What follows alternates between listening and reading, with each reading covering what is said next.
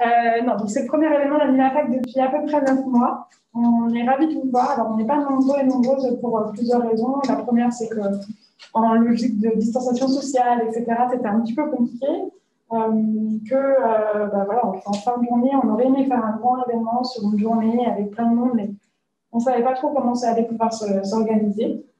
Et donc, pour celles et ceux qui ne seraient pas venus par le biais d'AnimaFac, mais par d'autres, AnimaFac, c'est un réseau national d'associations étudiantes qui a 25 ans maintenant et qui travaille pour favoriser l'engagement des étudiants et des étudiantes dans leur parcours. Alors, ça passe par plein de choses, à la fois des rencontres interassociatives, de la formation, de l'accompagnement au projet, du travail avec des partenaires de l'enseignement supérieur, des actions de plaidoyer. Et donc là, on est ici pour parler de STEP. Alors, mon accent anglais est vraiment détestable, je suis navrée. European Student Engagement Project, c'est vraiment la cata, je m'excuse. Et de tout ce projet qu'on a mené depuis 3 ans, donc on va vous présenter un peu plus longuement, juste à venir. N'hésitez pas à poser des questions, à intervenir. On n'est pas très nombreux et nombreux, donc ça va permettre aussi d'avoir un peu plus de fluidité dans nos échanges. Et je laisse la parole à Charlotte. Bonjour à tous. Du coup, je vais vous présenter rapidement en fait les conclusions, le travail du projet STEP, qui vise à justement ne pas se terminer là, mais à avoir des répercussions dans l'avenir aussi, bien sûr. Ce n'est qu'un début en fait, mais voilà, les 3 ans du projet proprement dit étant sur la fin, c'est le moment pour nous de présenter un peu tout ce qu'on a pu faire jusqu'ici. Donc très rapidement, donc ça c'est le thème de la table ronde d'aujourd'hui, mais moi je vais vous présenter surtout le projet STEP pour le moment et ensuite on enchaînera avec une discussion un petit peu plus large. Donc le projet STEP a regroupé un certain nombre de partenaires, donc AnimaFac qui vient de vous être présenté. On a aussi travaillé avec le bureau de la vie étudiante de l'université de la ville de Dublin, qui a pour particularité d'avoir une vision assez holistique de ce que c'est que l'enseignement supérieur. Et donc, ils sont assez avancés sur notamment la mise en relation des associations locales avec les étudiants de l'université de Dublin City. On travaille aussi avec le centre de volontaires de l'université de Varsovie. Alors ça, c'est assez particulier. C'est en fait, au sein de l'université, il y a un service avec plusieurs salariés qui ne travaillent que sur la notion de volontariat et d'engagement social. Donc, ils sont très, très avancés sur cette notion et donc très exigeants. Et c'est vrai qu'ils vont très loin. C'était vraiment des moteurs dans le projet.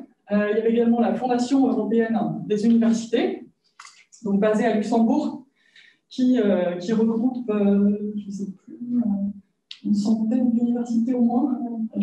Mes notes sont là. Voilà, de nombreuses universités. Alors c'est un organisme qui nous a surtout permis en fait de mettre en réseau en fait et de toucher beaucoup de nos confrères, enfin collègues, de nos collègues un peu partout en Europe. Enfin, il y a l'Observatoire de la validation des compétences professionnelles de l'université de Valladolid. Et eux, ils travaillent beaucoup cette notion d'engagement, surtout pour ce qui est VAE, en fait, validation d'acquis d'expérience et de compétences. Donc, c'est par ce biais-là. L'Université de Vienne, bien sûr, qui est la plus grande d'Autriche et qui, pareil, il y a un certain nombre de dispositifs de reconnaissance qui sont en place, notamment, on a parlé beaucoup de leur projet, mais une clinique juridique, par exemple, qui est assez importante et qui fournit un certain nombre de services juridiques à la population, voilà, qui entoure l'université. Et enfin, CIVOL Cergy Paris Université, qui a notamment comme dispositif de reconnaissance étudiante une UE engagement qui permet aux étudiants de valoriser les compétences qu'ils travaillent dans le cadre de leurs engagements associatifs. Voilà. Ça, c'était les différentes personnes, les différentes institutions impliquées dans ce projet. Alors bon, c'est vrai qu'on s'est rendu compte en travaillant avec tous ces différents partenaires européens qu'on n'entendait pas forcément la même chose dans l'engagement européen, notamment autour de la rémunération, voilà, où situe la frontière entre le travail et quelque chose qui peut être valorisé dans une UE engagement. Enfin, il y a beaucoup de réflexions autour de ça. Et donc, on a choisi d'avoir une définition plutôt large et ouverte Donc, pour ce qui est de la reconnaissance de l'engagement étudiant, il y a donc on a voilà, regroupé tous ces règles et régulations, et les mécanismes et les structures qui vont prendre place à différents niveaux, nationaux, à l'intérieur des institutions notamment, pour valoriser l'engagement et encourager l'engagement des étudiants et valoriser les compétences qu'ils ont acquises, voilà, qui peuvent aussi servir par la suite et comme des vraies compétences dans leur parcours. Enfin, il y a la reconnaissance de l'engagement étudiant lui-même comme quelque chose qu'on peut apprendre et des compétences donc, acquises. Voilà, donc les objectifs du projet, c'était de déjà connaître ce qui se fait en Europe en la matière. Voilà, donc on a travaillé là-dessus, je vais vous expliquer très rapidement avec les premières productions comment ça s'est passé. Enfin, l'idée, c'était aussi de sensibiliser des acteurs de l'enseignement supérieur au sujet. On a mené un certain nombre d'enquêtes qui nous ont amené à poser un certain nombre de questions dans un certain nombre d'institutions partout en Europe. Donc, en fait, c'était aussi une façon de soulever la question, et notamment dans nos propres institutions à nous, qui étions partenaires actifs du projet. L'idée, c'était d'encourager, évidemment, le développement des dispositifs de reconnaissance de l'engagement étudiant, de les promouvoir auprès des décideurs politiques aussi, au-delà de nos institutions d'enseignement supérieur, c'est aussi toucher les décideurs au niveau européen, national et local. Et enfin, proposer une validation formelle, enfin un cadre formel d'identification des compétences qu'on peut apprendre, enfin qu'on peut acquérir et travailler quand on est un étudiant engagé. Et voilà, et donc les identifier pour mieux les valoriser aussi, et puis du coup choisir son engagement en fonction des compétences. Enfin voilà, c'est un cercle vertueux. Donc du coup, on a 7 productions en tout, voilà, qu'on a travaillé. La première, on a commencé par faire une cartographie des cadres législatifs et réglementaires en Europe, dans les différents pays européens. L'idée, c'était de poser un peu le paysage.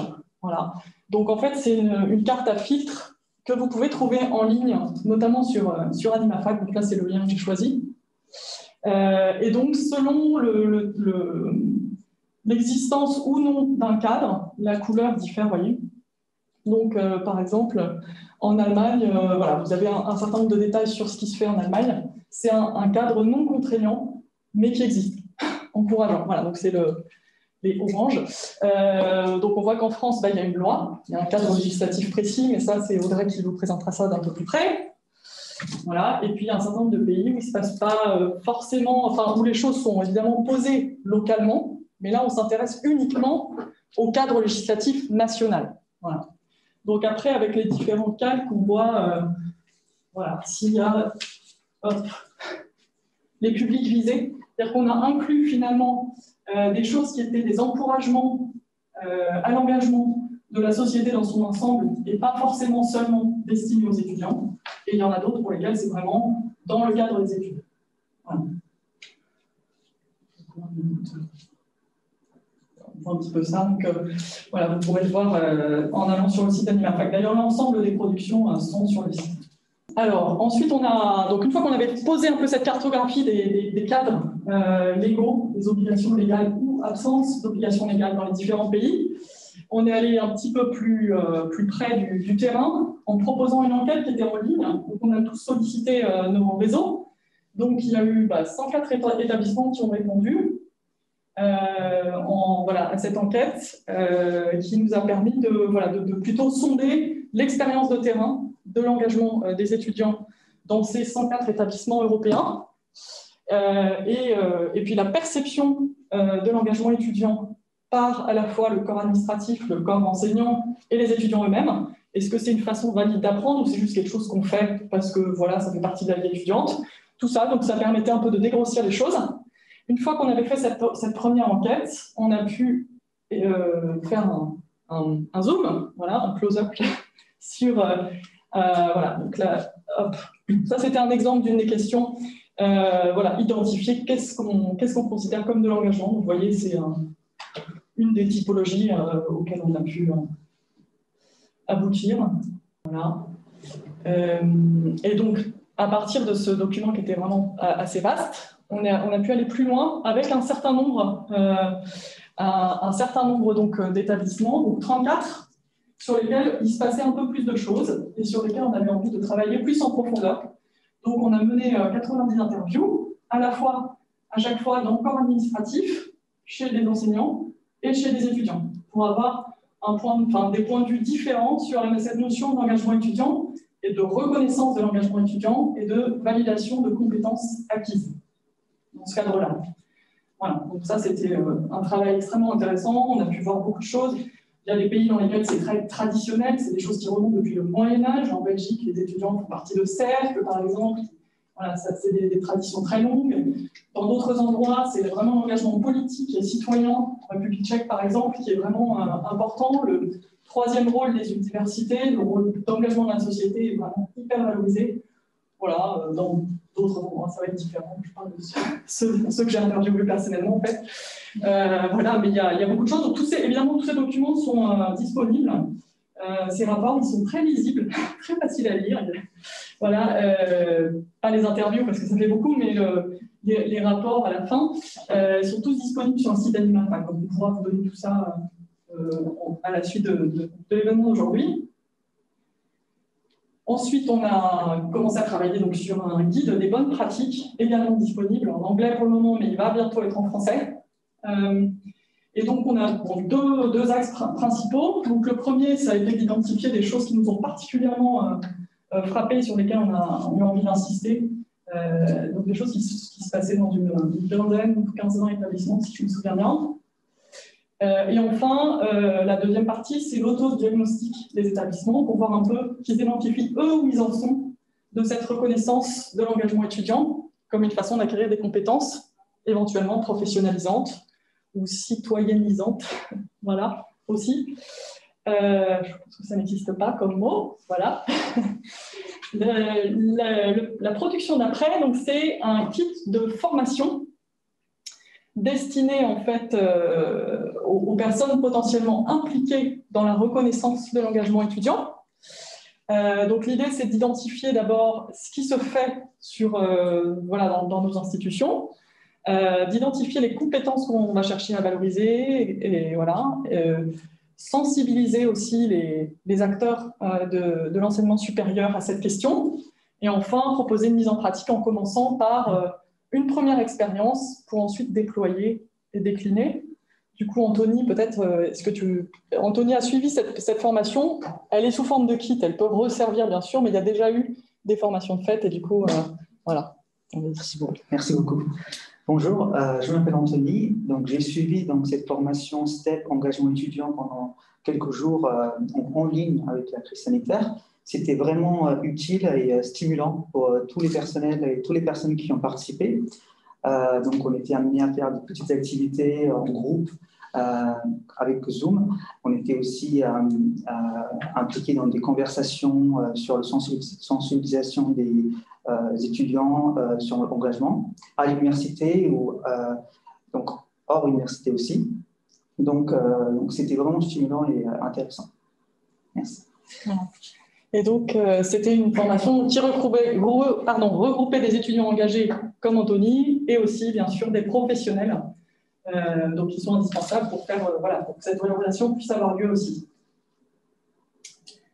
Voilà. Ensuite, on a travaillé, on est en train de finaliser, c'est plus ou moins fait, c'est ça, voilà, ça y est, c'est pas une fin de projet. Donc, voilà. Une plateforme de valorisation des compétences acquises à travers l'engagement étudiant. Donc l'idée, c'était de pouvoir proposer un répertoire des rôles possibles des étudiants engagés et de mettre en face les compétences potentielles qu'on pourrait attendre d'un étudiant dans certains types d'engagement. Par exemple, dans un engagement politique, voilà, il va y avoir un certain nombre de compétences d'expression à l'écrit, à l'oral, de synthèse, voilà, ou autre. Et donc, évidemment, c'est relativement fin, c'est beaucoup plus fin que ce que je dis là, comme granularité. Et les étudiants, en fait, c'est pour les aider, en fait, à identifier ceux qu'ils travaillent dans les rôles qu'ils choisissent de prendre, Mais c'est pas automatique en fait. On va pas cliquer sur voilà, je fais du soutien scolaire auprès de collégiens, bim, j'ai travaillé ces 16 compétences quoi. C'est plus pour voilà les guider en fait dans l'identification des compétences qu'ils travaillent à travers leurs engagements. Et accessoirement du coup, comme eux sont capables de les identifier, c'est plus facile de les valoriser aussi auprès du public avec lequel ils interagissent, que ce soit lors d'un entretien d'embauche, lors d'un rapport de fin du engagement ou autre en fait. C'est tout ça aussi. Voilà, donc l'idée, voilà, c'était ça, identifier ce qu'il y a à valoriser en termes académiques et pourquoi ça a une valeur académique. On a travaillé également sur un livret de recommandations à destination donc plutôt des acteurs institutionnels. Donc c'est à la fois dans les universités, mais aussi surtout localement, nationalement et au niveau européen. Un certain nombre de recommandations pour promouvoir l'engagement étudiant et surtout sa reconnaissance comme une acquisition, enfin une façon d'acquérir les compétences. Et donc pour moi, c'est terminé. Voilà. Ce sera tout pour le moment. Moi, je suis Audrey, je suis chargée du plaidoyer de la territorialisation à l'IMAFAC et donc je vais animer cette table ronde donc, qui va porter sur la reconnaissance de l'engagement étudiant en Europe et aussi en France. Donc pour cette table ronde, on accueille donc Charlotte Siminet qui travaille à CY Cergy Paris Université. Donc tu es directrice de la Maison des langues là-bas. On accueille ensuite Anthony, alors je n'ai pas déclenché ton nom de famille, Jega-Kumar. C'est ça. Ok, super. Donc tu es étudiant à CY Cergy Paris Université. Je suis toujours peur de me tromper dans le nom de l'université, mais c'est bon, on a regardé ensemble juste avant. Et pareil, je pense que je vais écorcher ton nom aussi. Raphaël Kostambe Kemsitsky. Ça va à peu près, ok, super. Et donc tu es délégué général de l'Alliance Sorbonne Paris-Cité et co-coordinateur du réseau national des vice-présidents et étudiantes de campus et universitaires. Ok, parfait. On va commencer par une première question que je vais adresser plutôt à Charlotte et à Raphaël sur, du coup, qu'est-ce que l'engagement étudiant en Europe pour vous? Est-ce qu'il y a une typologie qui se dégage? Voilà, est-ce que c'est très différent d'un pays à l'autre finalement? Mais ça regroupe beaucoup de choses en fait. On a pu voir dans nos discussions au sein de STEP qu'il y avait quelquefois des accords en fonction des pays. Alors, on a vu entre la Pologne et l'Autriche, les frontières étaient un peu différentes par rapport à ce qu'ils relevaient vraiment. À partir du moment où il y a une reconnaissance, pour certains acteurs plus radicaux, on va dire, et ben, c'est plus de l'engagement. Enfin, il y a quelque chose de cet ordre-là. Donc, c'est intéressant de travailler dessus et de voir que c'est plus les compétences qu'on va chercher à reconnaître et que l'engagement, ici, ça reste un engagement, c'est qu'on n'est pas en train seulement de valider des compétences, c'est un byproduct, un peu, c'est quelque chose qui va avec l'engagement, mais l'engagement tient aussi en lui-même, en fait, et n'a pas besoin d'être reconnu par des ECTS pour avoir valeur d'engagement. Voilà.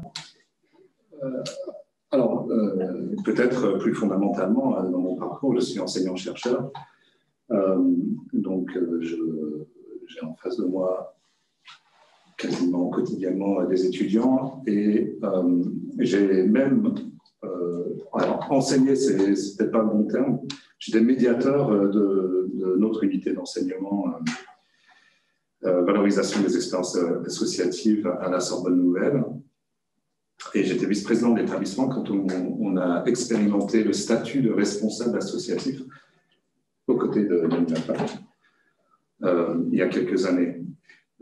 Et donc la question de l'engagement est une question qui me préoccupe depuis plus d'une décennie.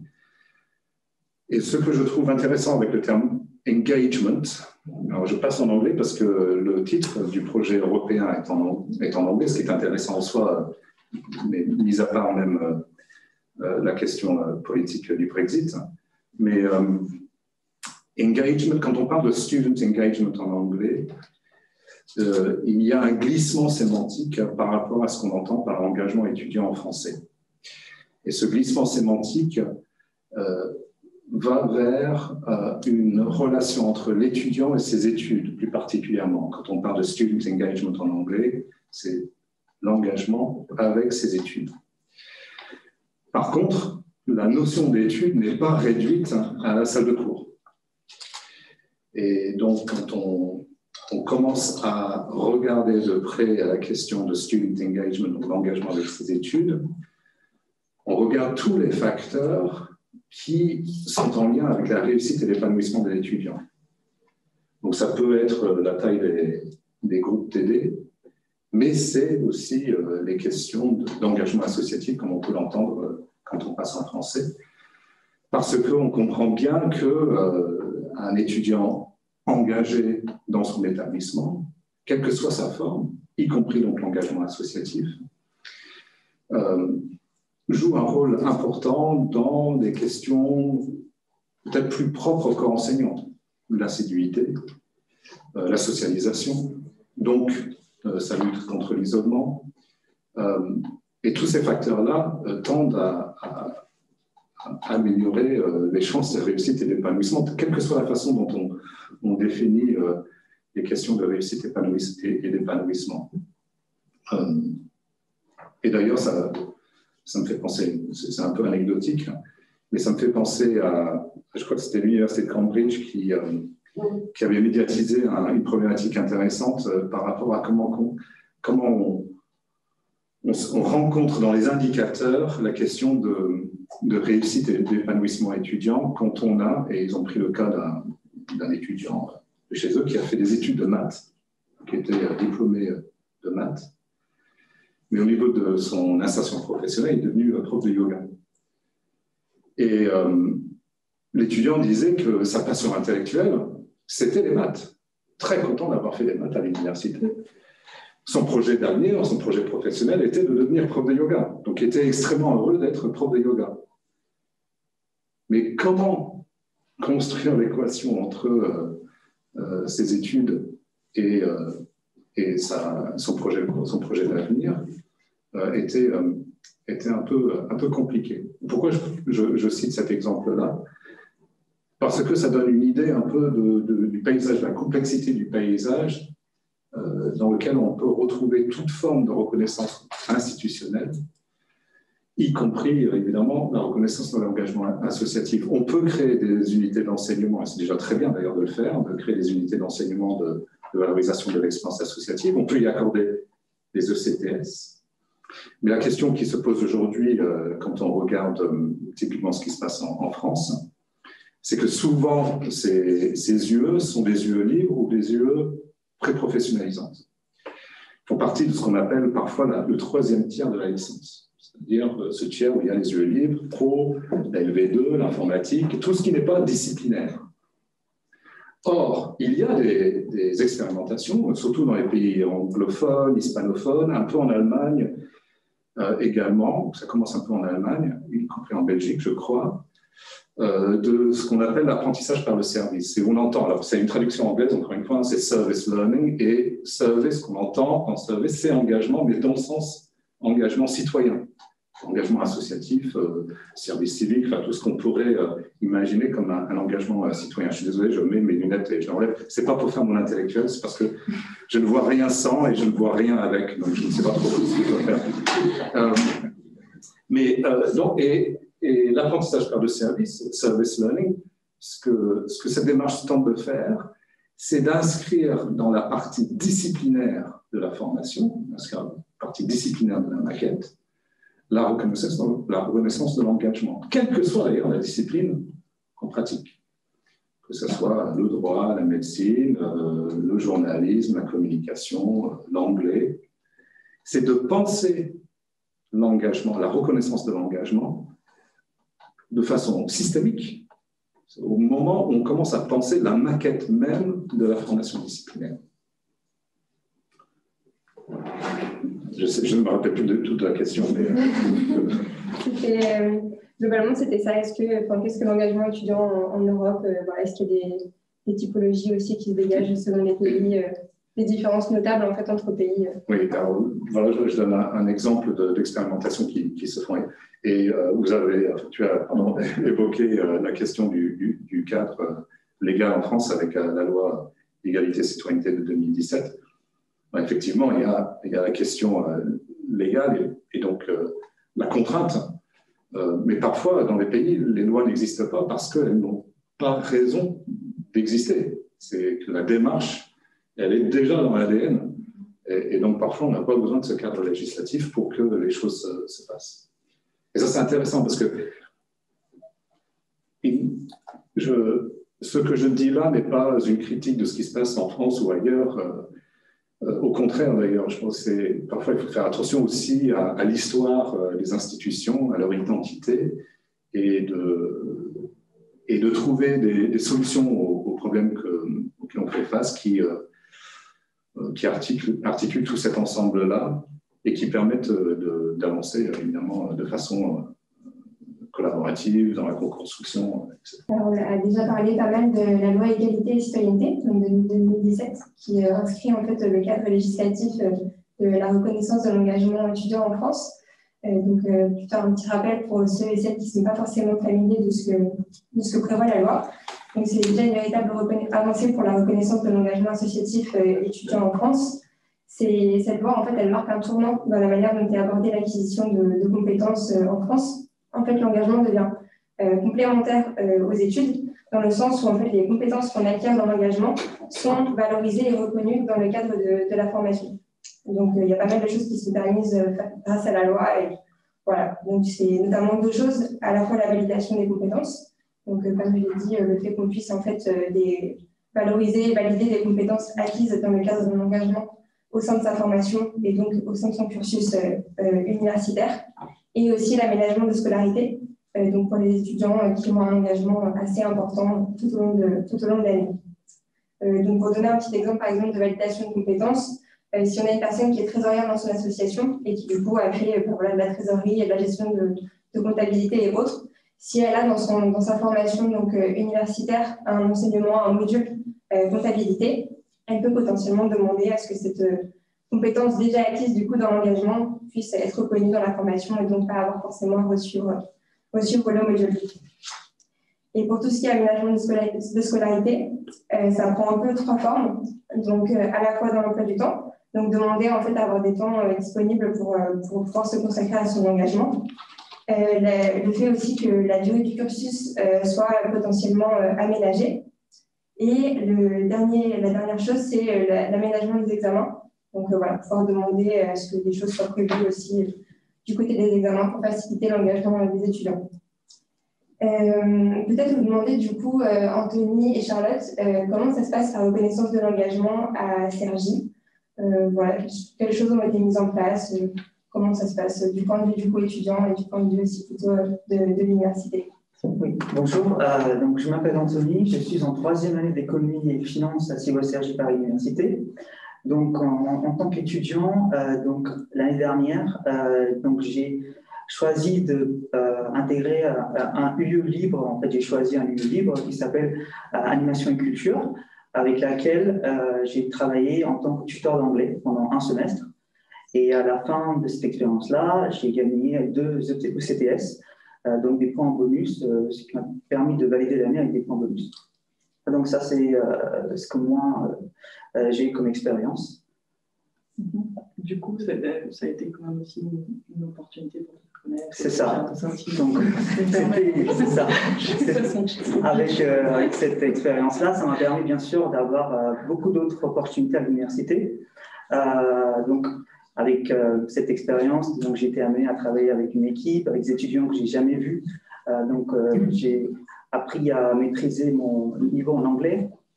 Ça m'a ouvert des portes aussi avec d'autres associations, des alliances à l'université, comme Utopia. Ça m'a permis d'approfondir mes compétences. Voilà, c'était très stimulant. Donc du coup, ça c'est une toute petite UE qu'on a sur l'animation langues et cultures, où on donne la possibilité en fait aux enseignants qui ont ce grand avantage de parler au moins une langue supplémentaire par rapport au français, et même quelquefois pour les étudiants, pour certains de nos étudiants, ils parlent surtout l'autre langue, moins le français. Voilà, d'animer en fait des ateliers de conversation. Bientôt, c'est des étudiants aussi qui pourront être intégrés dans une cordée de la réussite.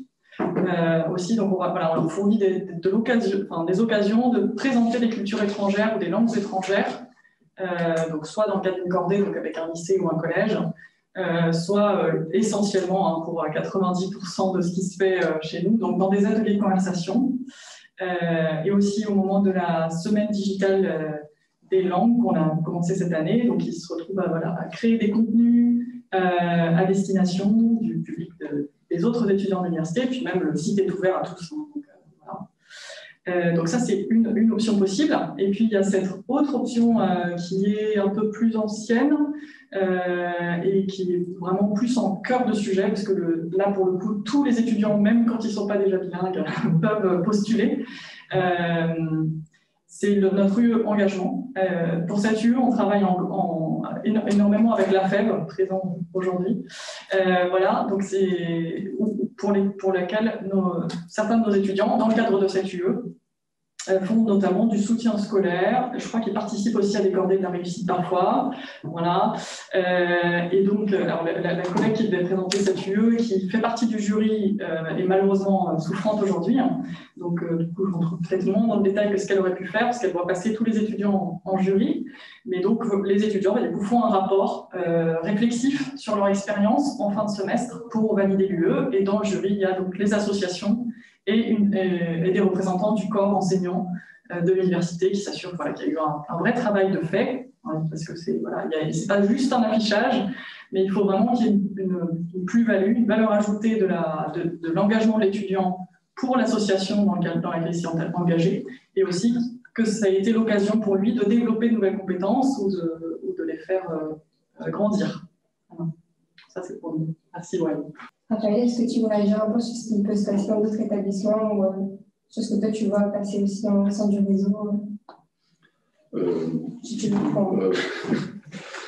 C'est pas ça que ça me faisait penser. Enfin, je pensais à autre chose en fait. Et pas au match de ce soir. Hein. Je pensais.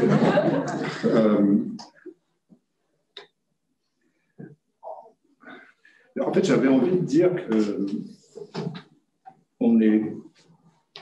tous les étudiants sont engagés quelque part. La question, c'est à quel niveau et à quel moment.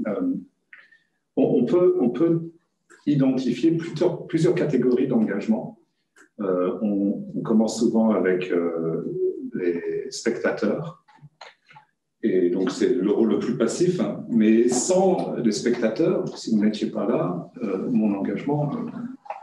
ce soir serait limité. Donc, on est déjà dans une logique de reconstruction d'engagement parce que nous sommes regardés, nous sommes écoutés.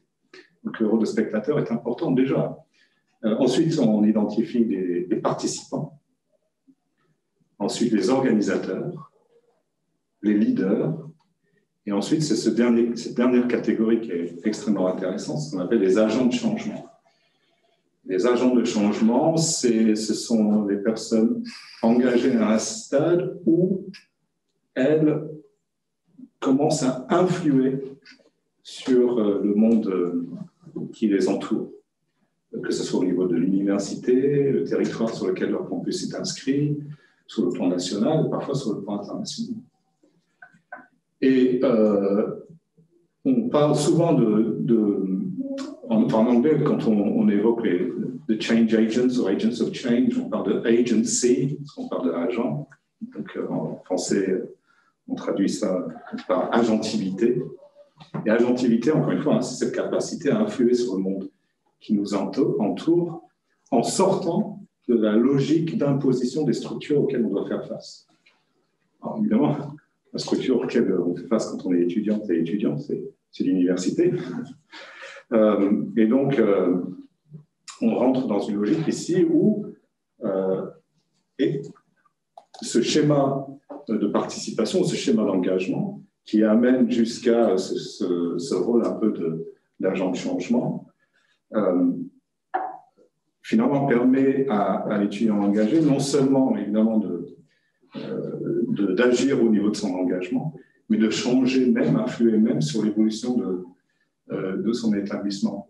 Et la démarche finalement du programme STEP et des témoignages qu'on a entendus jusqu'à ce soir témoignent de la puissance de ce type d'engagement.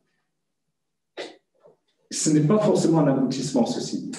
C'est-à-dire qu'on peut être agent de changement aujourd'hui, vous pouvez l'être aujourd'hui, mais dans un an, selon les aléas de votre vie, peut-être que vous allez repasser participant ou même spectateur dans un autre moment. Voilà.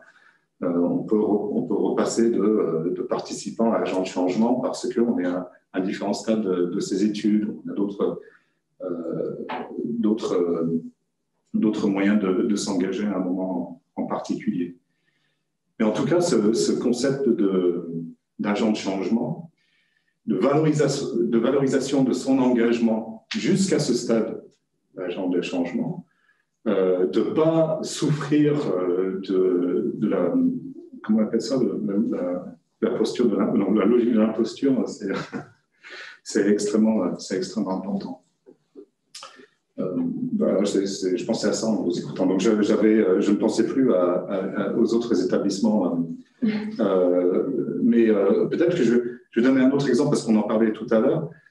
C'est à Gustave Eiffel parce qu'ils ont mis en place un parlement étudiant. Et ça me faisait penser aussi à une partie de la présentation de Charlotte tout à l'heure. La question qui était choisie avec les formes d'engagement. Et donc, j'ai vu, il y avait Student Associations et ensuite il y avait Student Union. Et ça, c'est intéressant parce que dans les universités anglaises, le Student Union, c'est la tête de réseau. Alors, le Student Union local de l'université, c'est la tête de réseau des associations étudiantes dans l'université, sur le campus, qui agissent sur le campus. Et ensuite, ces Student Unions, en tête de réseau par établissement, sont dans une logique de réseau aussi, the National Union of Students, ou National NUS. Mais ces associations ne sont pas forcément des associations à caractère syndical. C'est souvent d'ailleurs des associations à caractère à projet.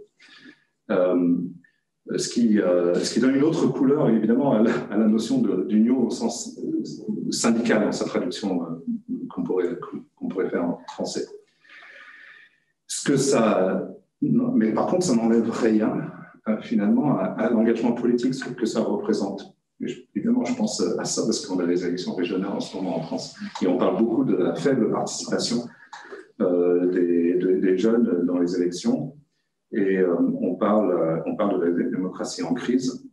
Pour moi, la démocratie est forcément en crise permanente. C'est la nature même de la démocratie. C'est pour ça qu'on a des élections qui sont récurrentes. C'est-à-dire, la démocratie provoque, dans son ADN, provoque des moments de crise. Vous savez, l'étymologie du mot crise, c'est ce moment, ce point où soit les choses évoluent vers le bien, soit les choses évoluent vers le mal. Donc, souvent, quand on parle de maladie, c'est soit on va guérir, soit on va dépérir. Les deux options sont possibles dans la crise. Et évidemment, quand on a des élections, on espère toujours que les personnes qui seront élues vont nous amener vers la guérison plutôt que vers la perdition, selon les cas. Mais la réalité de la situation, c'est que ça, c'est une forme d'action politique. Vous le savez aussi bien que moi, c'est une politique partisane. Mais les formes d'engagement sont aussi des formes politiques. En tout cas, sont des formes de citoyenneté.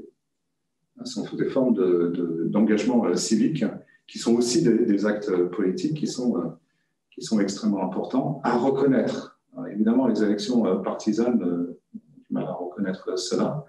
Mais l'université, en tant qu'actrice citoyenne sur son territoire, sur le plan national, sur le plan international, devrait toujours progresser vers une meilleure reconnaissance des engagements étudiants. Merci.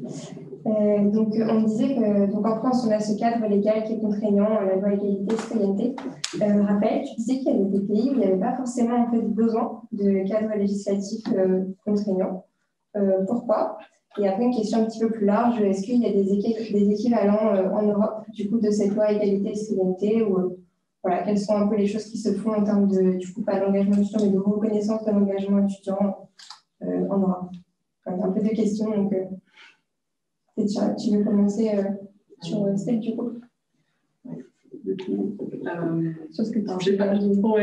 J'ai pas forcément en tête exactement le niveau de cadre législatif dans l'ensemble des pays, donc je n'ai pas tout exactement précisément. Non, mais c'est vrai que c'est surtout, en fait, lors des interviews, c'était vraiment intéressant de voir les différences culturelles autour de cette notion, en fait. Dans certains pays, il y a une vraie distance. Le savoir, c'est d'abord disciplinaire. La compétence, elle s'acquiert sur les bancs de l'amphi. Enfin, voilà. On a d'abord par transmission directe du sachant vers l'étudiant. Et donc, c'est une vraie révolution de penser l'engagement comme un moyen de développer des compétences, des savoir-être, des savoir-faire, etc. Et dans d'autres pays, c'est très très ancien. Voilà, j'ai cité la Belgique, Raphaël a cité le Royaume-Uni. C'est depuis toujours, voilà, il y a cette culture qu'une vie étudiante sans vie associative, c'est presque saugrenu.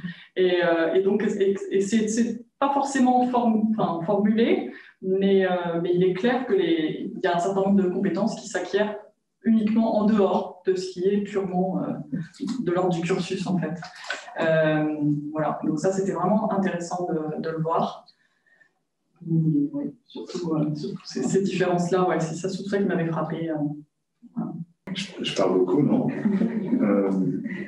Oui, Charlotte a très bien résumé un petit peu les différences. Qu'effectivement, il y a des pays où ne pas faire partie d'une association étudiante quand on est étudiant serait presque une aberration, parfois impossible. On peut avoir des images en tête d'étudiants en première année qui arrivent pour leur semaine d'intégration, qui sont assaillis de représentants de l'association étudiante et qu'on ne lâche pas avant qu'ils se soient adhérés à une association. Souvent, ils choisissent l'association qui a la réputation de plus faire la fête, mais c'est aussi un engagement et c'est un acte de socialisation très important.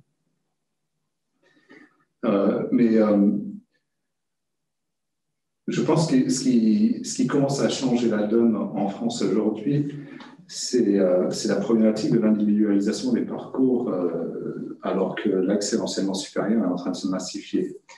Moi, je viens d'une culture, je suis anglais, je viens d'une culture où quand on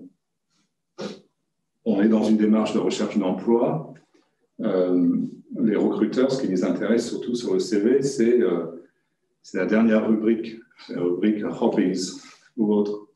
Pourquoi? Parce que ça très bien que les RH ont fait leur travail en amont, qu'ils ont choisi toutes les personnes qui ont bon niveau de diplôme, qui ont fait le premier écrémage. Donc, qu'est-ce qui va individualiser, distinguer, faire la part de la discrimination dans le choix du recruteur par la suite? Ça va être effectivement cette dernière rubrique du CV qui, d'ailleurs, n'est quasiment plus la dernière rubrique du CV, mais prend une place de plus en plus importante sur le CV. Ce sont les engagements que la personne a pu prendre, et notamment pendant leurs études. Alors ça, c'est vrai déjà dans des pays où l'accès à l'enseignement supérieur peut être sélectif. Alors, on voit bien l'importance de ce type de démarche. Je reviens à la question de l'individualisation des parcours. Dans un pays où l'idéologie est évidemment d'élargir au plus grand nombre, c'est très bien, l'accès à l'enseignement supérieur. Ça pose la question de l'individualisation, la personnalisation des parcours. Et ça revient souvent, effectivement, non pas à la valorisation du savoir, tu parlais de savoir, parce que c'est le diplôme qui en atteste, qui le sanctionne. C'est vrai que ce mot en français est intéressant, hein, nos études sont sanctionnées par un diplôme. Mais voilà, quand on a en face de soi une centaine de candidates et de candidats qui ont tous le même diplôme, tous la même mention, comment on fait la part des choses? Et c'est là où, évidemment, la valorisation des compétences acquises pendant son parcours, de ses engagements, devient un facteur clé. J'ajouterais qu'en France, il y a aussi cette double culture, école, université. Donc ça, on l'a souligné dans les rapports aussi, c'est assez particulier à la France. Du coup, c'est vrai que le rapport à l'engagement étudiant et la vie associative est vraiment différent aussi dans ces deux cadres-là, en fait. Ça va plus de soi dans une école d'être engagé dans une association. Et ça ne veut pas forcément dire qu'en face, il y a une valorisation académique des compétences acquises, mais en tout cas, ça fait partie du process. Dans les universités, c'est une démarche quelquefois plus volontaire de l'étudiant d'aller chercher cette façon d'acquérir des compétences supplémentaires. C'est pas forcément dans les maquettes, quoi, et pas forcément dans la culture. J'ai une question qui me vient aussi, c'est sur les étudiants internationaux. Alors, je pense aussi parce que j'ai vu dans la salle qu'il y avait Louise, du coup, qui est déléguée générale de SN France. Je pense qu'il y a aussi un sujet de ce côté-là sur les étudiants internationaux. Je ne sais pas si Charlotte a un peu des réponses de ce côté-là à nous apporter, si tu veux réagir là-dessus. Et puis Louise aussi, bien sûr, si tu veux réagir, tu me dis. Oui, donc nous, à la Maison des Langues, on est particulièrement bien positionnés pour les voir passer. Enfin, voilà, il a fallu mettre en place justement un système très en lien avec la direction de la coopération internationale au sein de notre université, parce que ça n'est pas forcément de soi en fait, mais voilà, maintenant, ça y est, les choses sont un peu rodées, donc on sait tout de suite quand ils arrivent, on peut leur proposer d'intervenir chez nous. Et ça pour eux, c'est extrêmement précieux. Ils nous le disent beaucoup. Il y a Jeanne Gelfi qui est là, qui coordonne cette UE chez nous, et qui pourrait en témoigner à travers les rapports d'étonnement qu'ils rendent et autres. En fait, c'est le fait de les engager dans une association, ça les met en réseau, ça les met en contact avec des étudiants locaux. Et ça, c'est quand même pas du tout évident dans une université. Voilà, on est très, très, très nombreux. En première année, ils sont souvent 600. Voilà. Donc, avant de connaître des gens, ça peut être très long. Et quand on passe qu'un seul semestre dans une université, c'est dommage, quoi. Donc, c'est un gros accélérateur de sociabilisation et puis de connaissances culturelles, d'interaction, etc. Bon, évidemment, le Covid, c'était pas facile. Mais même dans ce cadre-là, ceux qui ont quand même choisi de venir cette année ont beaucoup apprécié, en fait, d'avoir des petits groupes d'échange, puisqu'à chaque fois, il y a 5 étudiants, enfin, quand c'était en ligne, là, c'était 4 étudiants locaux qui sont apprenants de la langue, et c'est 6 quand c'est en présentiel, ouais, c'est ça. Parce qu'il n'y a pas les difficultés techniques, on se dit. Il faut se permettre de charger un peu plus les groupes. Mais voilà, ouais, je ne sais pas d'ailleurs si tu as un témoignage là-dessus, toi, en tant qu'animateur d'atelier. Oui, donc ça m'a vraiment permis de connaître des étudiants dans l'université que je n'ai jamais croisés avant. Je suis resté en contact avec pas mal d'étudiants et devenu ami. En tant qu'étudiant, suivre une cursus d'économie plus orienté mathématiques, c'est rien à voir avec l'anglais. Donc moi, je voulais absolument, donc, plutôt que de choisir un UE engagement et d'être dans une association, plutôt favoriser un UE orienté culture et animation pour spécialiser sur l'anglais et donc apprendre l'anglais et donc d'apprendre quelque chose de plus académique. Voilà. Donc ça m'a permis d'avoir un niveau assez élevé en anglais au fil de mes expériences et c'était vraiment intéressant. Merci. Louise, tu veux ajouter quelque chose? C'est très complet. Ok, super. J'avais une autre question aussi, c'est plus pour toi Anthony, sur la reconnaissance de l'engagement. À l'époque, pas si lointaine, moi j'étais étudiante, donc je n'ai pas pu forcément bénéficier de la loi égalité et citoyenneté qui arrivait à un moment trop tardif pour mon cursus. Mais je sais que j'étais allée voir mon établissement et en fait il y avait aussi pas mal de... En fait, j'étais très contente de la mise en place de cette loi, mais il y avait aussi des obstacles qui étaient un peu recensés du côté du rôle de la vie étudiante. Notamment le fait en fait qu'ils n'avaient pas forcément les moyens humains aussi d'accompagner les étudiants dans leur reconnaissance de l'engagement. Il n'y avait pas forcément suffisamment de personnel. Voilà, et moi, ce qu'on en est peut-être un petit peu maintenant aussi, alors, du coup, peut-être pas toi là-dessus, mais est-ce que toi, tu as rencontré des obstacles? Et du coup, du côté établissement, peut-être un peu où est-ce qu'on en est maintenant? Est-ce qu'il y a toujours un peu ce manque de moyens? Est-ce qu'il y a beaucoup de choses qui changent? Quelles sont un peu les perspectives pour la suite aussi? Assez large comme question. Moi, je pense qu'il faut absolument faire en sorte que les engagements des étudiants, que ce soit à l'université ou que ce soit hors université, soient pris en compte dans leur cursus universitaire. il faut que ça soit donc, dans leur diplôme, ou soit à travers des compétences qu'ils peuvent mettre en avant dans leur profil, dans LinkedIn ou quoi que ce soit. Il faut que ça soit vraiment pris en compte. Voilà. Il faut que les recruteurs essayent de creuser dessus pour vraiment valoriser toutes les compétences qu'ils ont acquises. Donc, pour la loi, spécifiquement, je n'ai pas de réponse. Si quelqu'un d'autre peut... si vous voulez...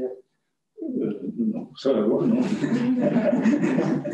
Non, mais c'est un peu, c'est effectivement, comme ça aussi, c'est un travail que nous, on fait à l'IMAPAC, on essaie de mettre à jour aussi régulièrement tout ce que font les établissements, mais voilà, c'était aussi, si vous avez un retour de l'autre côté, même, voilà, t'as pas forcément, Charlotte, l'aspect très concret, puisque du coup, c'est plutôt de l'unique, ouais. Voilà, c'était une question un peu ouverte aussi pour réagir, mais...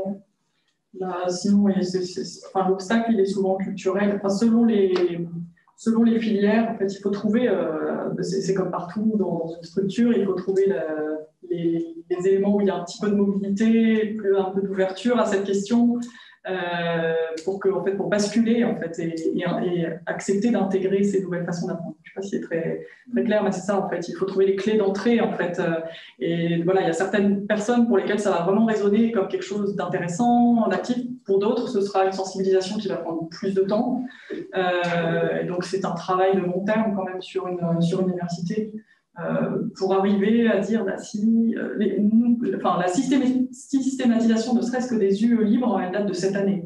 Chez nous, il y a des composants qui étaient plutôt réfractaires. C'était pur disciplinaire, le reste, c'est pas académique. C'est la vie des étudiants, c'est leur vie privée. Mais il est hors de question qu'ils gagnent des points, c'était vu comme un peu des cadeaux. Voilà, donc c'est quelque chose sur lequel il faut faire un travail.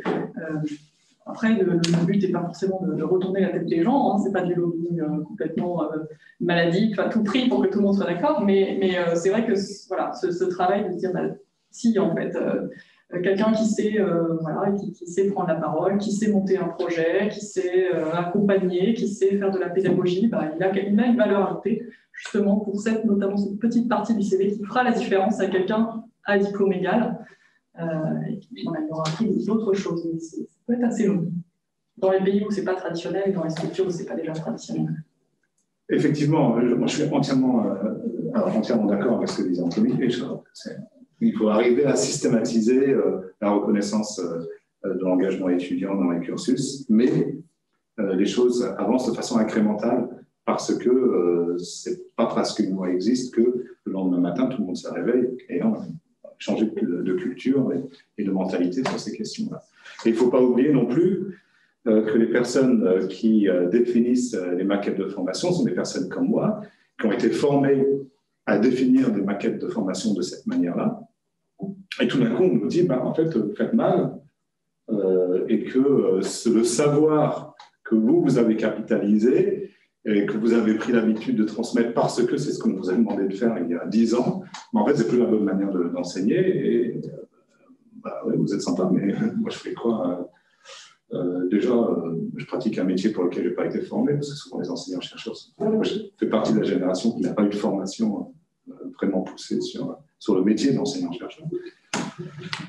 Mais en plus, voilà, on explique que le modèle que j'applique n'est pas forcément le bon.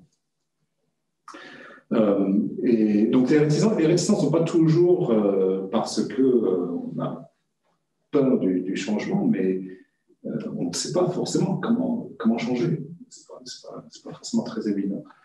Et je pense qu'aujourd'hui, il y a suffisamment de place, le système est suffisamment élastique pour prendre les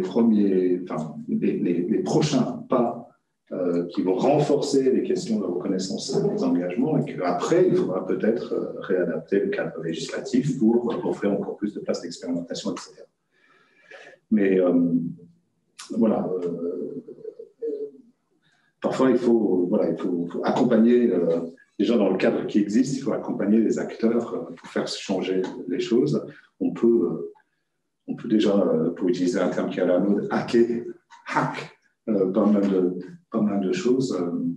Et de toute façon, je sais qu'à l'IMAFAC, vous le faites déjà ça. Donc, il faut continuer à le faire. sur cette idée-là, j'ajouterais que du coup, parce que je fais la publicité de nos productions, n'est-ce pas, mais que le kit de formation qui a été mis en place, testé sur Anthony avec beaucoup de succès, contient une composante aussi Student Engagement Advocacy, donc de défense et de promotion de l'engagement étudiant voilà, dans les structures. Et donc, en fait, oui, il faut se former pour ensuite faire avancer cette idée-là. Et dans ce dernier volet de la formation, il y a une partie où voilà, on commence à monter un petit projet pour montrer que ça fonctionne, et ensuite on avance à partir de là. On peut le décliner une fois qu'on a voilà, une association partenaire avec laquelle on met en place quelque chose de cadré. Il faut aussi montrer, il faut qu'il y ait des rapports, des jurys. Enfin, il ne s'agit pas simplement de rajouter des lignes un peu gratuites dans un CV. Il faut montrer aussi le sérieux de la démarche et qu'on ne prend pas les choses à la légère et que c'est des compétences acquises. Il faut valider qu'elles sont vraiment acquises aussi. Voilà. Et donc, voilà, ce kit de formation est à disposition. Merci beaucoup. Je vois l'heure qui tourne. Je pense qu'on va prendre quelques questions. Je ne sais pas si certains d'entre vous en ont dans la salle. On peut prendre aussi des retours d'expérience, si vous venez d'établissement, si vous êtes étudiant, ou vous avez été étudiant, et vous avez fait reconnaître votre engagement. Voilà, ça peut être l'occasion aussi d'échanger là-dessus. Ça serait une question, en fait, au niveau du kit de formation, je voulais savoir comment on peut y accéder et comment y participer. Sur le flyer que vous avez reçu, vous avez un QR code qui vous emmène directement sur le site où vous trouvez toutes les ressources dont Charlotte a présenté juste avant. Il faut qu'ils soient mis à jour au fur et à mesure, parce qu'il y a des constructions à mettre en œuvre, etc. potentiellement, mais tout sera sur le site. On verra aussi si vous avez accès à vos mails pour que vous ayez bien accès à tout là-dessus. Et juste, du coup, je me permets, ce qui est génial, c'est quand c'est les étudiants qui demandent à être formés sur ce genre. Il n'y a rien de mieux pour faire bouger une université que la mobilisation des étudiants sur un sujet. Donc voilà, un petit projet pour l'année prochaine. Du coup, se former et aller solliciter les instances et dire, bah voilà, on voudrait avancer plus loin sur ce sujet-là, on voudrait que ce soit proposé plus largement, que voilà, donner les moyens à plus d'étudiants de s'engager, parce qu'effectivement, il y a des questions aussi d'avoir du personnel formé pour les accompagner. Donc, mais s'il y a une pression, entre guillemets, étudiante, l'université, elle bouge. C'est le meilleur moyen. Oui, enfin, ce n'est pas exactement une question, je ne sais pas si c'est mieux par rapport à ce qu'il y a. Oui, alors je me présente Roddy Morder, du GERN, le groupe d'études et de recherche au mouvement étudiant, et à l'UDSQ, à 50 ans de ville, enseignant à l'UDSQ. Et j'ai été le principal rédacteur. On entend Merci. Et donc, j'avais été le co-dirigeant et principal rédacteur du travail pour le VE, du rapport sur les engagements étudiants. Alors, je vais peut-être faire juste 3-4 remarques un petit peu provocatrices, mais c'est bien par rapport au débat, sur la base aussi d'expériences diverses. C'est d'une part, la reconnaissance sur le marché du travail au moment de l'embauche, elle existe. C'est-à-dire, ce n'est pas une reconnaissance formelle, mais chaque étudiant, chaque étudiante qui arrive met en valeur ce qu'il veut. Je prends un exemple, on a été membre d'un conseil d'administration dans une université, ça peut être un plus ou un malus suivant l'entreprise à laquelle on postule. Donc, je dis ça parce que c'est évidemment pas la même chose, et la différence entre école et université, il y a une tradition, mais aussi le fait que dans les écoles ou dans certaines disciplines universitaires comme médecine ou archi, puisqu'on est ici, ce sont des disciplines déjà avec des débouchés professionnels que par rapport à l'université de Mass. Deuxièmement, autre remarque, comment le problème s'est posé. Il se trouve que je suis aussi spécialiste de droit du travail, donc j'enseigne le droit du travail. C'était ma dernière année institutionnelle. Alors, le problème s'est posé par rapport à ce qui existe dans les entreprises, ce qu'on appelle les heures de délégation.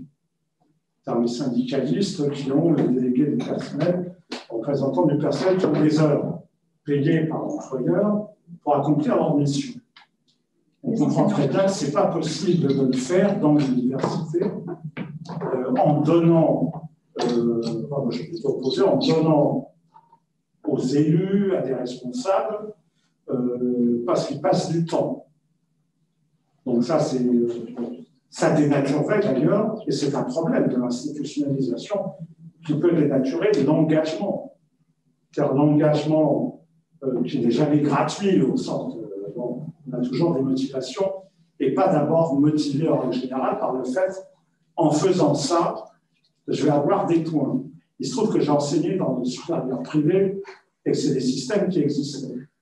On se trouvait, nous, enseignants dans le jury, avec des gens qui avaient des points, on n'en discutait pas. C'est l'administration, la direction, qui donnait les points, et puis non, on ne pouvait pas en discuter en jury. Donc, c'est un peu donc, c'est des problèmes. Et enfin,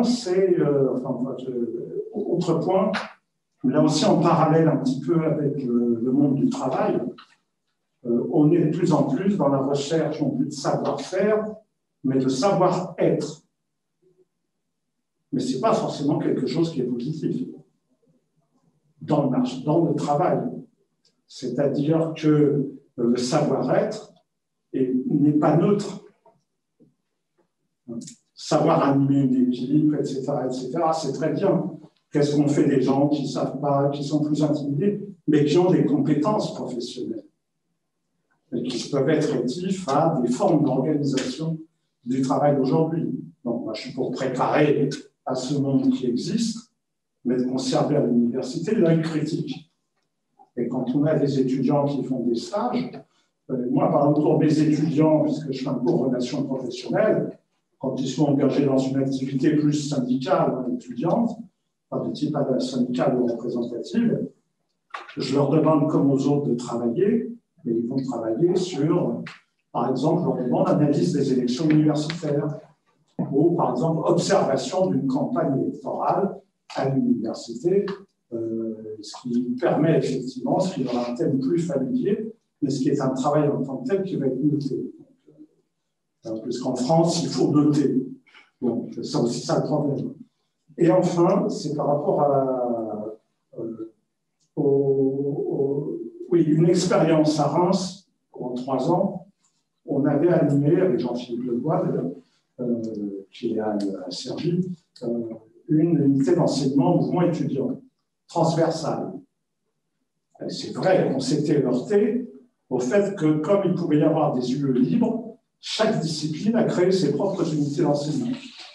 Et on s'est retrouvé avec 3-4 étudiants, bon, c'était sympathique, hein, mais alors qu'on aurait pu en avoir beaucoup plus, donc là aussi, Et enfin, l'engagement étudiant, au type global, hein, c'est tout de même à la base de l'université française. Quand Durkheim, au début du XXe siècle, et les sociologues, à peu près ceux qui ont créé l'université française, favorisent les associations générales d'étudiants, qui vont ensuite se regrouper dans l'UNES, dans l'île de l'Union. C'est tout de même au nom du fait qu'il fallait que les étudiants aient des lieux de sociabilité, et ce qu'on appelle aujourd'hui des écoles de citoyenneté. Il leur disait surtout, vous occupez pas des questions revendicatives ou des bibliothèques, tout ça, ça on s'en occupe. Par contre, préoccupez-vous de développer le caractère citoyen. Votre mission en tant qu'association, c'est celle-là. Et quand on prend ensuite l'histoire, et si je prends l'exemple du National Union of Students, il fait les deux, il fait les services et ce qu'on appelle en France, ce qu'on se représente le syndical. Mais le syndical, si on prend l'histoire même de l'UNEC dans les années 1930-1950, et encore même au début des années 60, fait tout. Un peu comme la FAGE, les associations, la culture, les ciné-clubs, etc., etc. Et même, j'en finis là, parce que si je commence à être lent, c'est le côté prof, sans doute, c'est bon, j'ai travaillé sur les guerres d'Algérie, beaucoup avec des gens qui ont été des étudiants algériens en France, donc dans le mouvement national, enfin pour l'indépendance, etc. Et le rôle politique, là, c'était même pas syndicat, le rôle politique, c'était de donner des cours, d'aller alphabétiser les travailleurs algériens immigrés. Et donc là aussi, on est à la fois dans le politique, alors pas plus politique, effectivement, directement. Hein, c'était une lutte pour l'indépendance, une lutte anticoloniale, et en même temps des services, et ça me fait penser effectivement à la FEV, au travail vis-à-vis d'autres couches de la population, de la jeunesse. Donc c'est vrai qu'il faut penser ça dans cette, je pense, dans cette profondeur historique et dans cette articulation. Voilà. Absolument. 5 NUS fait les deux, plus, je dirais, plus à l'image, enfin, plus comme la FAGE que l'UNEF, hein, parce qu'il y a essentiellement des associations à projet qui composent les réseaux, parce qu'en fait, c'est plusieurs réseaux. Après, je ne rentrerai pas dans la bataille de qui a la primeur sur l'invention de l'engagement étudiant. Je ne sais pas si... J'aurais tendance à dire que les Student Societies prédatent la loi 1901, mais ça ne veut pas dire que la loi 1901 invente non plus la possibilité de s'engager. Mais après, sur la question de la reconnaissance de l'engagement, c'est un vrai sujet de ce qu'on entend par reconnaissance de l'engagement. On a fait un travail très important quand les universités expérimentaient les unités d'enseignement dans lesquelles on reconnaissait l'engagement étudiant pour ne pas évaluer la qualité de l'engagement. Impossible de le faire. Je serais extrêmement mal placé, même si je pouvais suivre l'étudiante ou l'étudiant au quotidien dans cette démarche d'engager, impossible d'évaluer la qualité de l'engagement. Donc, on ne fait pas ça. Hein. On est plus sur un travail réflexif. C'est comment on amène la personne engagée elle-même à valoriser ses expériences d'engagé. Et la sémantique, elle est extrêmement importante. On est dans une logique de valorisation des expériences de l'engagement associatif. Et qu'après, après la complexité de l'insertion professionnelle, la reconnaissance des engagements, alors effectivement, quand on sort d'une école, tu en parlais tout à l'heure, c'est l'école, la valeur de l'école hein, qui porte en elle-même un certain nombre de choses. Difficile de dire que c'est vrai des universités aujourd'hui. Et donc, il faut que ça passe par un autre canal. Et ça, je pense que c'est le travail dans lequel vous êtes engagé, dans lequel le réseau que je représente ce soir est engagé, et aussi les universités partenaires du projet STEP sont engagées, parce que là, c'est pas une fin en soi, ça reste un projet toujours. Hein, cette démarche de reconnaissance des engagements reste un projet qui est en construction permanente. Ça, c'est une chose importante à reconnaître en soi. Sur le reste, oui. J'avais juste une petite chose, c'était, vous avez parlé du contexte historique. C'est quelque chose aussi qui est apparu dans une des interviews que j'ai menées, enfin plusieurs du coup, parce que c'était sur l'université de Prague. Et au moment de la crise migratoire il y a quelques années, 15, 14, quand il y a eu tout un mouvement, il y a eu aussi une radicalisation des populations locales. L'université, il y a eu des étudiants qui ont trouvé que l'université ne prenait pas son rôle sur la scène politique pour maintenir le flambeau de l'ouverture d'esprit, de la connaissance de l'autre, de la découverte, de l'échange, à un moment qui était difficile, très tendu dans la société. Et ça a été le déclencheur pour les étudiants que j'ai pu interviewer d'un engagement politique hors des partis. C'était pas le sujet, mais ils ont créé en ligne une encyclopédie des cultures en tchèque pour faire découvrir à la population tchèque l'identité finalement des gens qui arrivaient massivement. Alors, je suis désolée parce que je ne me souviens plus de l'année précise, mais c'est assez récent, qui arrivaient massivement dans leur pays en disant voilà, c'est pas des monstres, ils arrivent de quelque part, ils ont un background, ils ont une richesse en eux aussi. Donc voilà, les circonstances peuvent aussi favoriser cet engagement-là, et c'est super sur cette base-là. Si en face, l'institution académique est en position d'accueillir en fait, ces élans, ces réponses à ce qui se passe en fait. Voilà. On voit ça aussi autour de l'écologie, ces questions-là, par exemple. Merci. Est-ce qu'il y a d'autres questions ou réactions? Oui. Bonsoir, Marion Michaud de l'association Starting Block. J'ai 2 remarques ou questions. D'une part, on parlait de qu'est-ce que c'est que valoriser, reconnaître l'engagement. Nous, c'est posé la question, alors particulièrement en cette période de Covid, donc je ne sais pas si ça se reproduira ou si c'est partagé. Et j'espère si l'étude a porté, si le recueil de données aussi a porté sur cette période-là, où c'était une période de traitement peut-être et d'analyse des données. Je ne sais pas. Mais les sollicitations d'universités, d'établissements d'enseignement supérieur, qui étaient plus l'ordre du stage, c'est-à-dire que c'était presque du remplacement de stage par du bénévolat, parce que c'était une période où les étudiants et étudiantes avaient beaucoup de mal à trouver des stages, qui nous a mis en tant qu'association dans une position compliquée, puisque on accueille par ailleurs des stagiaires, mais on n'a pas la même démarche. On nous demandait du coup un retour sur un engagement bénévole, qui était presque de l'ordre de la validation de la compétence, etc., qui était rapproché du stage et qui nous mettait dans une situation assez compliquée, enfin voilà, surtout ma collègue qui traitait ça, mais du coup voilà, qui nous pose la question aussi de à quel point les établissements aussi ont conscience de ça et ce qui existe pour s'assurer qu'il n'y ait pas un glissement et qu'on reste aussi sur un engagement citoyen et pas uniquement sur la forme du stage, qui est intéressant par ailleurs, mais qui n'est pas la même chose. En tout cas, nous, du côté association, on n'est pas vécu de la même manière. Et deuxième petite remarque, question, c'est aussi, j'ai un questionnement sur comment est-ce qu'on favorise et on accompagne l'engagement des étudiants et étudiantes dans des associations qui ne sont pas uniquement destinées à accueillir des étudiants et des étudiantes. Alors, il existe déjà des associations qui travaillent sur accueillir des étudiants et des étudiantes sur des actions sur le territoire, je pense à la FED notamment, mais à d'autres aussi. Mais c'est encore là des associations qui accueillent principalement, voire exclusivement des étudiants et des étudiantes, parce que c'est aux associations de s'adapter au fonctionnement de l'université, aux disponibilités, etc.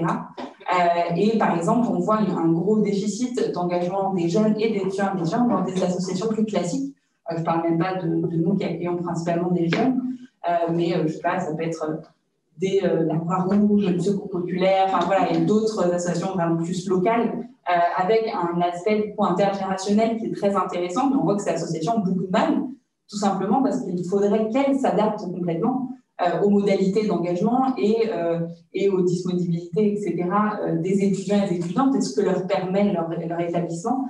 Et du coup, je me questionne pour savoir est-ce qu'il y a des choses qui existent, que ce soit en France ou en Europe, pour essayer de travailler sur ça, sur cette liaison-là, entre le monde associatif peut-être un peu plus classique de territoire et pas uniquement étudiant, et cet engagement des étudiants et des étudiants.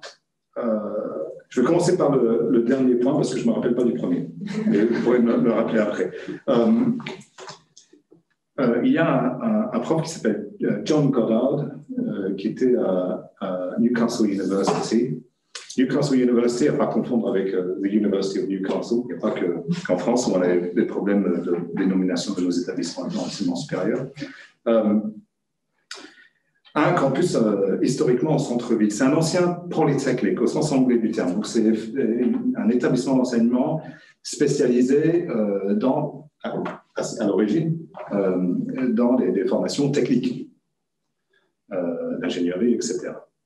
Aujourd'hui, c'est une université, comme on peut comprendre, voilà, le terme université, avec toute une pluralité de disciplines, mais historiquement, son identité était une université, je vais utiliser l'anglais, civic university, dans le sens civic engineering.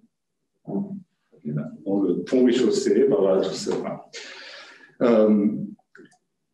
Avec un campus en centre-ville. contrairement à l'université plus classique avec son campus rural. Et avec l'évolution de l'identité de l'université et ses missions d'enseignement supérieur et son portefeuille de formation, avec la diversification des formations, des cursus, s'est reposée cette question d'identification de l'université comme université civique, au sens civic university.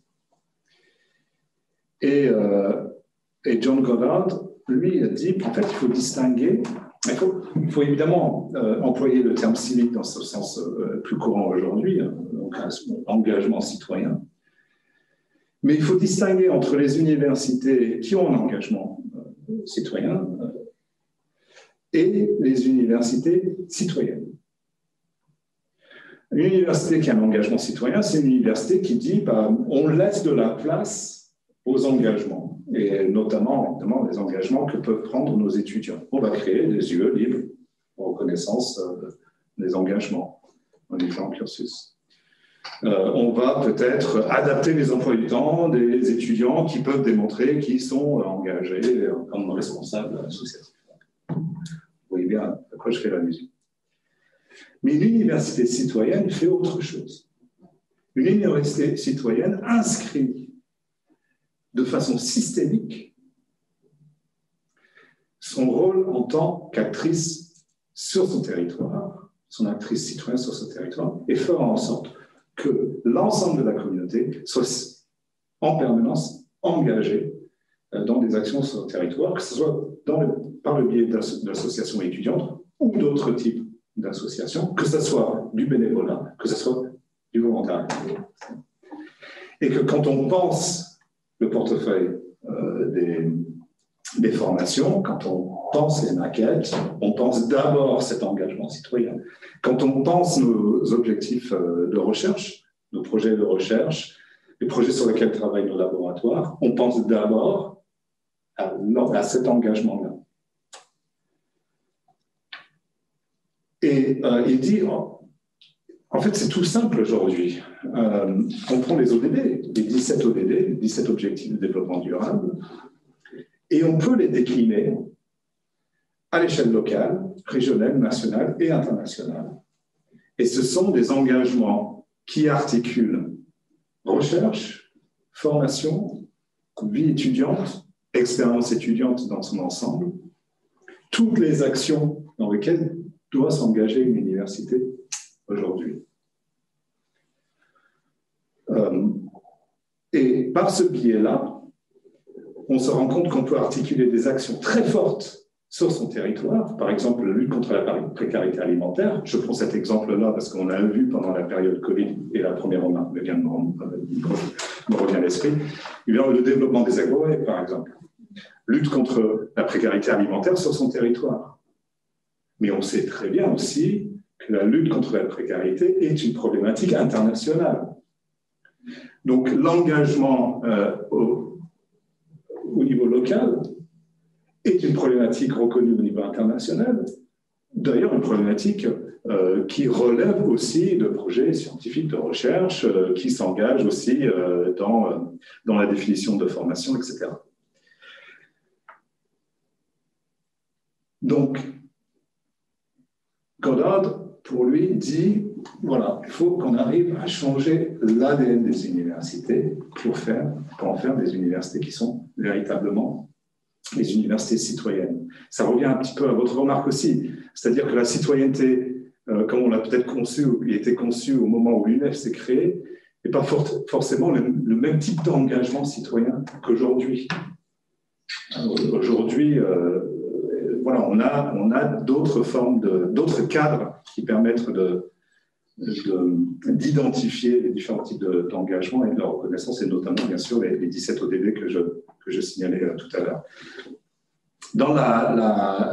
Pour la question de la crise sanitaire, ce que je trouve remarquable, c'est que je pense que ça a joué un rôle de catalyseur sur la reconnaissance des rôles des associations, là, pour le coup, étudiantes, par les institutions.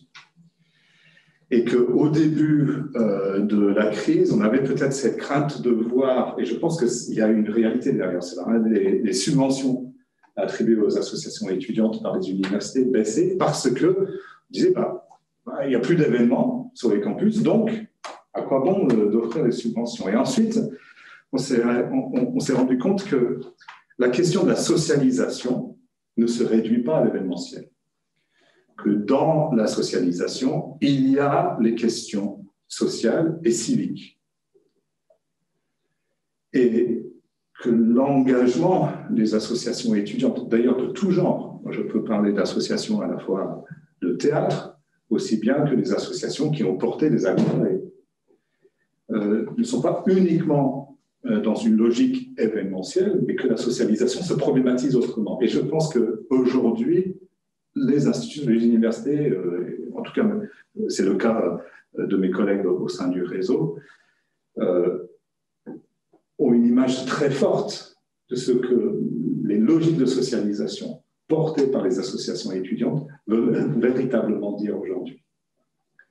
Et ça, c'est fortement intéressant parce que ça, effectivement, tout d'un coup, ça change la donne. L'événementiel devient une vitrine, mais on commence à voir ce qui se passe vraiment derrière et les actions fortes qui sont portées, encore une fois, par toute la gamme des associations étudiantes. Du coup, moi, j'avais une petite remarque, en fait.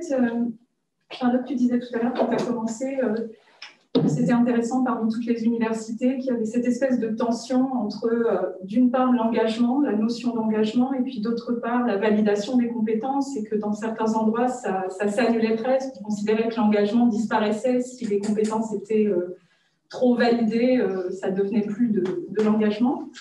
Raphaël, vous avez parlé tout à l'heure d'individualisation du parcours face à la massification de l'enseignement supérieur, cette espèce de tension pareille entre les deux. Et puis toi, Anthony, tu as parlé aussi du fait que dans ton parcours, il faudrait que les universités davantage reconnaissent l'engagement étudiant, y compris en ajoutant des points, en assurant des validations d'acquis et ce genre de choses.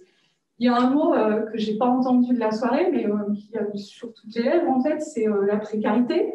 Précarité des étudiants, mais aussi la précarisation de l'enseignement supérieur en France. Quand on parle de l'individualisation des parcours et du fait qu'il faudrait reconnaître l'engagement étudiant, et notamment aller dans le détail de chaque étudiant, vous avez fait ceci, donc on va assurer un contrôle terminal sur ceci ou donner des points sur cela. Et quand on voit aujourd'hui ce qui se passe dans les universités, où on a des secrétaires pédagogiques qui gèrent de plus en plus d'étudiants, donc on n'est pas du tout dans l'individualisation des parcours, c'est carrément impossible. Moi, je me pose des questions là-dessus, sur tout ce qui vient d'être dit. En fait, c'est une super enquête, c'est une superbe étude, il y a plein d'associations dans cette salle, mais en France, là maintenant, et puis on a un représentant un petit peu des universités, qu'est-ce qu'on peut faire concrètement? Ce n'est pas seulement une question d'ADN et de culture, ça l'est bien sûr, mais il y a aussi une question de moyens. On fait comment, en fait, pour que des personnels administratifs puissent assurer le suivi des étudiants, notamment au cas par cas, dans cette individualisation, ça demande des moyens aussi. Ce n'est pas seulement une question d'ADN. Voilà, j'ai mis un peu le pied dans le plat. Merci beaucoup, Gia, pour cette question. Effectivement, c'est beau de rêver. mais de fait, tous ces projets potentiels, toutes ces évolutions, elles sont, c'est vrai, soumises à des données purement matérielles. Quelquefois, il ne faut pas forcément grand-chose, mais c'est important que ce petit quelque chose soit reconnu et valorisé et qu'on ait en face, comme à Varsovie, un service entièrement dévoué à la valorisation et surtout à la mise en place de ce volontariat étudiant qui en plus peut prendre des formes extrêmement diverses parce que comme il y a cet outil existant, c'est plus facile aussi d'aller vers des associations qui sont plus loin des campus, qui ne sont pas forcément destinées aux étudiants. Donc, ça permet de diversifier les choses puisqu'il y a une qualité d'accompagnement qui est plus fine. C'est sûr qu'il y a des choix politiques à faire au sein des institutions, et un peu à tous les niveaux. Le cadre légal pousse un peu au niveau national vers disons, le fait de mettre cet aspect-là comme une priorité dans l'enseignement supérieur. Mais après, voilà, il faut sûrement accompagner les établissements à valoriser ça davantage, oui, c'est sûr. Oui, les tensions entre massification d'accès à l'enseignement supérieur et l'individualisation des parcours et la gestion industrialisée par les secrétariats, c'est une tension qu'on peut reconnaître. Après, je vais répondre que rien n'est plus important que l'ADN dans cette situation, parce que c'est ce qui, par définition, c'est ce qui définit l'être et la structure. Et il y a des moyens qui sont aujourd'hui offerts. Hein. On pense tout de suite à la CBEC et la question de comment on peut accompagner les établissements dans leur démarche de dépense de cette contribution. Je pense que c'est quelque chose qui est d'actualité, qui est extrêmement important et sur lequel il faut continuer à œuvrer, co-construire les projets ensemble. Ce sont des moyens qui sont dédiés à la vie étudiante, qui n'existaient pas il y a encore 3 ans. Et là-dessus, il faut absolument agir. Après, il y a d'autres moyens aussi. Et je trouve que la crise sanitaire que nous venons de traverser, ça va être intéressant de pouvoir prendre un petit peu de recul de ces expériences. Je prends un exemple, c'est l'hybridité. L'hybridité, on en a beaucoup parlé pendant 18 mois, notamment d'un point de vue numérique. Voilà, comment on fait des cours maintenant que les étudiants ont plus accès sur les campus, etc. Mais ce que l'hybridité, si on enlève, ou si on fait de la question numérique un outil et qu'on essaye de prendre un peu de distance par rapport à cela, ce que cela nous permet de problématiser, c'est la question du temps étudiant. Parce que en dehors de la gestion de crise, utiliser les technologies, de faire des cours en ligne en synchrone, parce que les étudiants n'avaient plus accès au campus, aujourd'hui, ce sont des outils qu'on manipule mieux, qu'on connaît mieux, donc on peut commencer à se dire, OK, alors, dans la logique de mon syllabus, dans la logique de la construction de mon programme d'enseignement, est-ce qu'il y a des moments où le cours bénéficierait? Est-ce qu'il y a des moments où le développement de contenu en synchrone ou asynchrone serait bénéfique pour mon programme d'enseignement? Je pense que dans beaucoup de programmes, il y aura des moments où la réponse sera positive.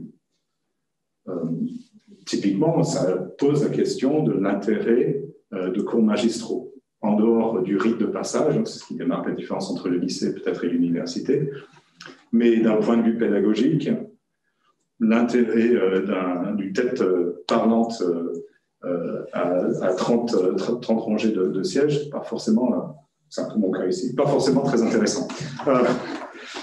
Mais si effectivement, et puis il y a des expériences à Grenoble qui ont été faites là-dessus il y a encore quelques années, si on enregistre ces cours magistraux, on les met à disposition des étudiants qui peuvent écouter, réécouter, réviser. À Grenoble, on a vu que les notes se sont améliorées quand on a dématérialisé les cours magistraux.